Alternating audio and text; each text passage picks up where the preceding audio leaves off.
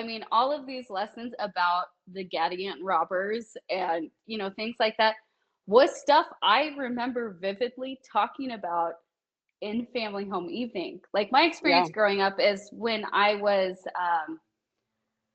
first through fourth grade, I was homeschooled.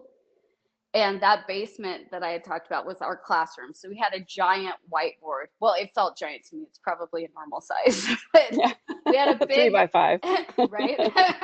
We had a big whiteboard. We had a table with like a nice top. I mean, my parents really set it up like a classroom. And so when we did family home evening, my dad would be drawing on the whiteboard and talking and big gestures.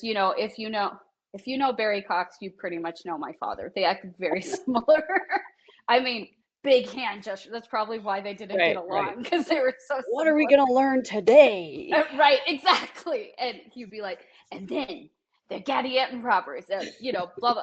I mean, I told you right before this that when we were talking about the story of Shiz, which you touched on in your violence in the Book of Mormon, my dad called and he's like, today we're going to learn about the one and only recorded headless push-up.